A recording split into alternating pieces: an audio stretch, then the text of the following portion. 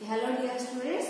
Okay, next part of the model 5 is sampling theory. Okay, in the last video we have seen that in the model 5 joint probability distribution. Okay, the continuation of that model 5 is sampling theory. Okay, before going for sampling theory, let us know the definition of sampling. Sampling means before that sampling we know the definition of inverse. Means in our mathematics study, inverse is nothing but the large collection of a numbers or any inverse is known as inverse. A subset of a inverse is called a sample. Sample, here our sample we are denoting by small n. Sample of size small n. That we are, by taking that sample we are going to study sampling theory. Sampling is nothing but a collection of a number or selection of any set is called a sampling. Sampling is denoted by size of n. Large collection of sampling is nothing but it is denoted by capital N. Okay. In that sampling theory, some definitions are there. Let us know one by one. First one is hypothesis. Hypothesis: the population through a sample of the population, we have to make certain assumption. Means in a large population or any in a subset, we need to make some assumptions. Means if you are taken means if one subset, let us take it as a coin. If you are tossing a coin, you need to make an assumption whether we are going to get head or whether we are going to tail. We exactly know what we are getting. We need to make some assumption. That assumption is known as hypothesis. Next, null hypothesis. The hypothesis formulated for the purpose of its rejection under the assumption that it is true is called null hypothesis. Means whether if when you toss a coin, you made assumption that it is we are going to get a head, but the assumption here we are rejecting. Rejecting means if your assumption is getting the head, here we have obtained tail. That here our assumption rejected. That is known as null hypothesis. It is denoted by H0. Next, any hypothesis which is complementary to null hypothesis is called alternative hypothesis, and it is denoted by H1. Null hypothesis denoted by H0. Alternative hypothesis is denoted by H1. Okay, next definitions are errors. Errors, in that errors we have two types of errors, type 1 and type 2. Type 1 error is the rejection of a true null hypothesis. Means whatever null hypothesis is, if we are rejecting that null hypothesis, that is type 1 error. Type 2. Type 2 error is acceptance of a false hypothesis. Even though whatever hypothesis, null hypothesis is false, we are accepting that. Accepting the null hypothesis when it is false is called a type 2 error. Rejecting a true hypothesis, null hypothesis. If null hypothesis is true, even though it is true, we are rejecting it. That is called type 1 error.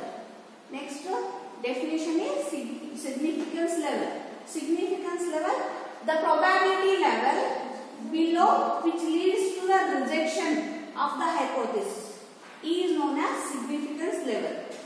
This probability is conventionally fixed at 0.005 or 0.001 or 5% or 1%. These are called limits.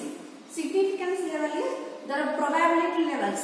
Here we have fixed some probability levels, that is 5% and 1%. These are called significance levels. Next is one-tailed and two-tailed test. One-tailed and two-tailed test, we are making the one-tailed and two-tailed test for the if we are taking any probability. If we are making a test by taking two sides of that probability, that test we are taking two sides of a probability. Means if a number, if in a straight line numbers are there, if we are finding probability from the two sides, that is called two-tailed test. If we are interested only in one side, means if the probability is one side is higher and we want to make a test in only one 1z, then it is called one-tailed test. Here that one-tailed test and two-tailed test depends on the quantity of the size. Okay, here the quantity is denoted by z. Quantity is denoted by z. The quantity depending on that quantity they are making the test. Okay, one-tailed and two-tailed test. Here tests are there. Just go. We will see by the table. Critical value of z. Critical value of a quantity. Size of a quantity. 5% level, 1% level. One-tailed test. 5% level limits are minus 1.645 to 1.645. 1% level is minus 2.33 to 2.33. Next, second test, two-tailed test. In that two-tailed test, the limit, 5% limit is minus 1.96 to 1.96. 1% level test is minus 2.58 to 2.58. Means if this critical values exceeds, then if they ask one-tailed test, they are asking if they are asking one-tailed test in the examples. If these values exceed, then we are telling that hypothesis rejected. If they are asking for two-tailed test, if these values exist, then we are taking hypothesis rejected. If within these limits, then we can say that hypothesis accepted in one-tailed test. If the whatever critical value we have obtained in the example, if it is within these limits, then we can say that hypothesis accepted.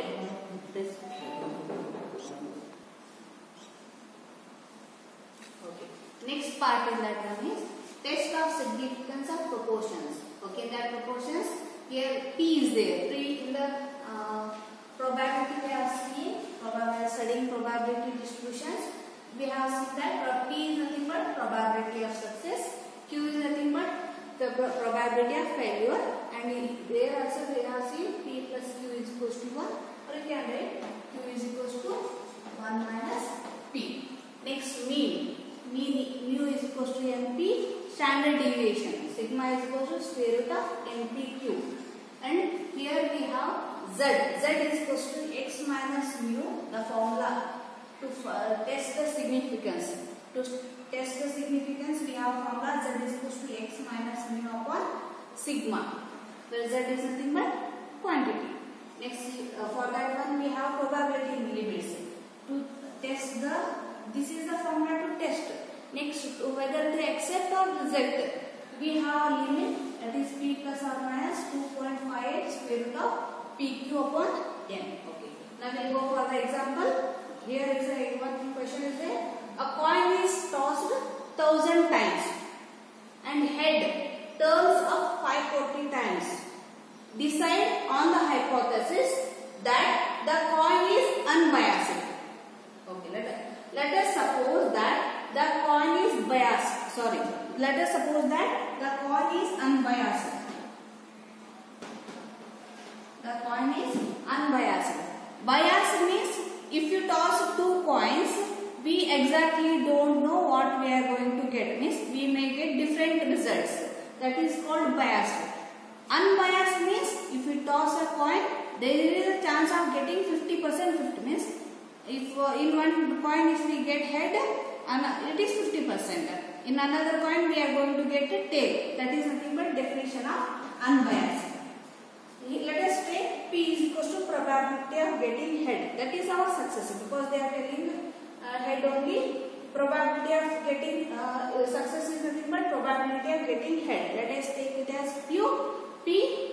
We know that Q is equals to 1 minus P. That is 1 minus 1 by 2. Probability of getting head is nothing but 1 by 2. Q is equals to 1 minus P. That is nothing but 1 minus 1 by 2. Probability of getting head or probability of getting not head is nothing but 1 by 2. Expected number of heads in 1000 times. Here we have given 1000 times. Here is 1000. 1000 into P. P means 1 by 2. That is nothing but 500. Means expected number of heads in 1000 tosses, that is 500. unbiased. Unbiased means equal proportions. Here they have 500. Okay, given number of heads, they have given 540. Terms of 540 heads, that is given number of heads is 540. Next difference, that is x minus np. This is nothing but x, that is 540 minus 500. This is nothing but 40 here we have obtained. Okay, next substitute here. Substitute all the terms, whatever we have. Okay, 40 x minus np is nothing but 40 upon x minus np is 40 upon square root of n is 1000, p is 1 by 2 and q is 1 by 2. Simplify this one. Okay, after simplifying we are getting the value 2.53. That is 2.53 and our limit is 2.5. Our limit is 2.5, that is 2.53 is less than 2.5. Then whatever they have given hypothesis, the coin is unbiased is accepted. It is accepted. Therefore, the coin is unbiased.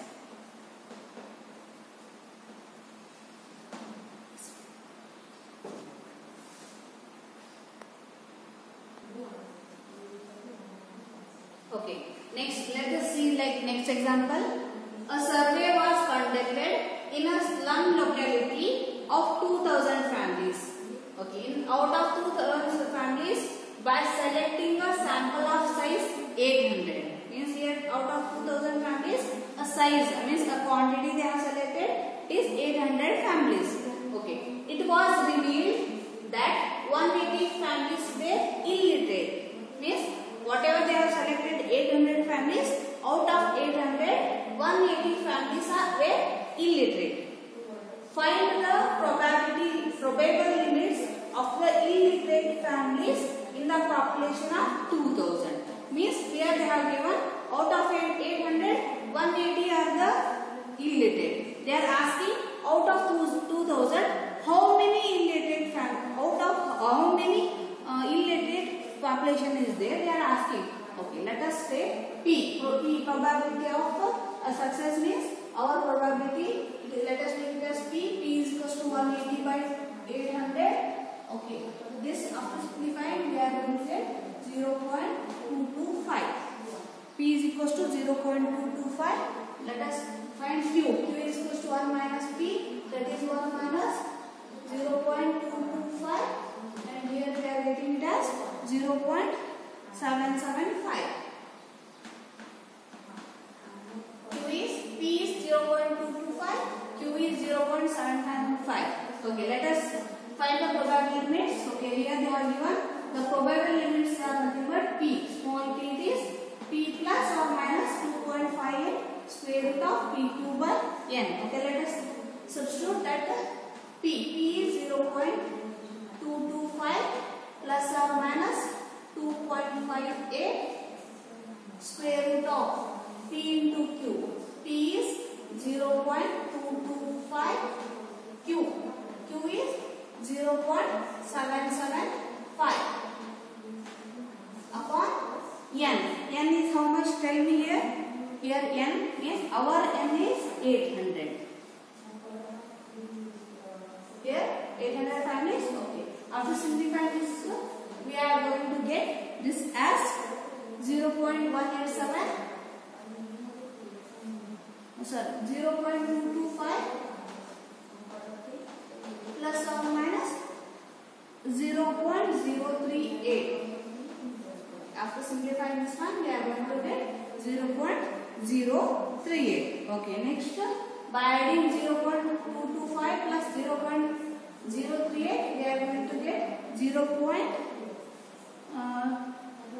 First we will subtract 0.187. Next, after that we will add, that is 0.263. Okay. After subtracting, adding, they are going to get 0.187 and 0.263.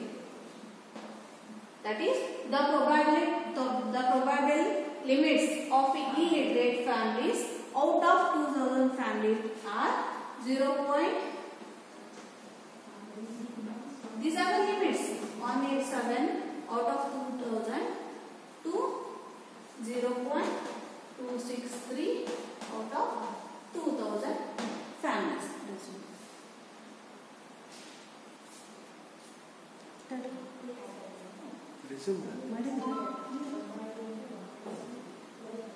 Thus 0.187 मतलब 374 to 526 are the probable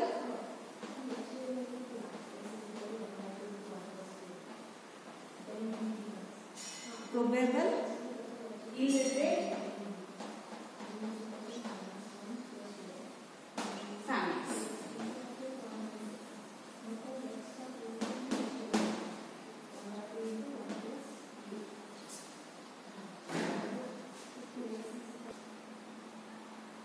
Okay, let us see the next example. Here it is given. A random sample of 500 apples was taken from a large consignment and 65 were found to be bad. Means out of 500 apples, 65 were bad. Estimate the proportion of bad apples in the consignment as well as the standard error of the estimate. Also find the percentage of bad apples of the consignment. Here they are given 65 out of 500. They are asking percentage of bad apples in the consignment. Okay, let us take proportion of bad apples in the sample. Let us take it as P, small p, 65 upon 500, that is 0.13. Next, Q is equals to 1 minus P, that is 1 minus 0.13, which is equals to 0.87.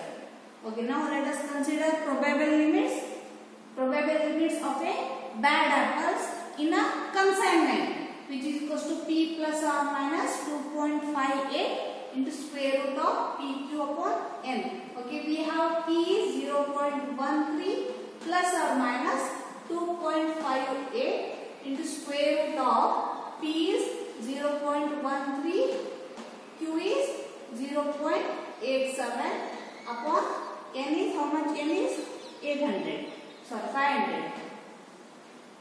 Okay, simplify this one. Okay, after simplifying this one, here we are getting 0.13 plus or minus 2.58 into 0.015. Which is equals to 0.13 plus or minus, multiply these two terms. Okay, after multiplying this one, here we are getting 0.0387. Okay, next first subtract these two terms. Okay, after subtracting, here we are getting first term is 0.0913 and next add these two numbers. Okay, after adding this one, here we are getting 0.1687. Okay, or since they are asking here the percentage of bad apples, define the percentage means of if in the percentage it becomes 1.3% and 16.87%. Means the probable limits are 0.0913 and 0.187, and they are asking percentage 9.13% and 16.87%. Therefore, the percentage of bad apples in a consignment